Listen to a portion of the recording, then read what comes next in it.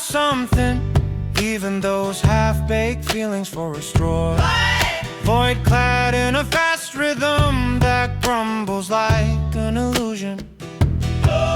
Years buried in the fluttering tail of a goldfish fading away, spitting out golden sand with a sudden starch-thick heave, as if wiping away flower-dizzy names that leaves you with jade. The moth-eaten, immature, cold heart drenched in water is like the sudden breath from a bull's nose ring.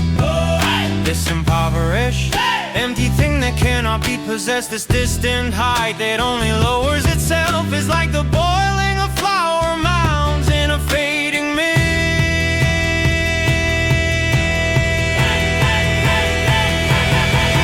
Why do you intentionally try to become so beautiful? Only the spring that arrives by unanimous vote, with a grace that cannot reach the funeral banners, disturbs the spring days of life upon the red carpet. Crickets and mole crickets crawl. The fierce lifelong sharpening, I serve the backlight blows against it at every moment. The traces of the century nourished you, while only the wet sand with a pink warmth ended up transcribing the very first letters of the morning.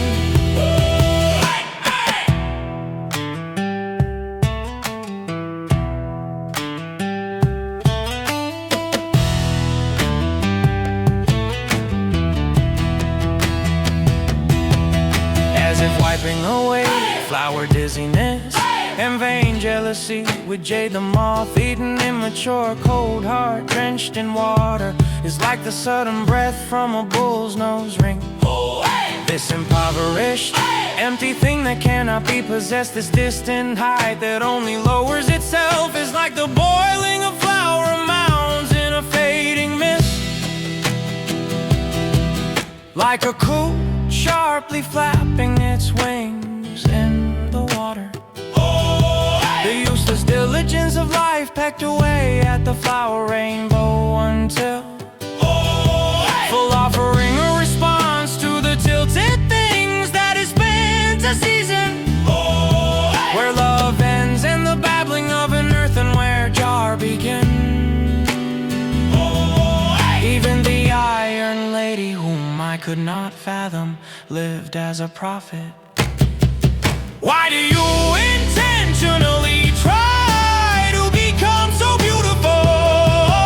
Only the spring that arrives by unanimous vote, with a grace that cannot reach the funeral banners, disturbs the spring days of life upon the red carpet. Crickets and mole crickets crawl. The fierce lifelong sharpening, I serve the backlight blows against it at every moment.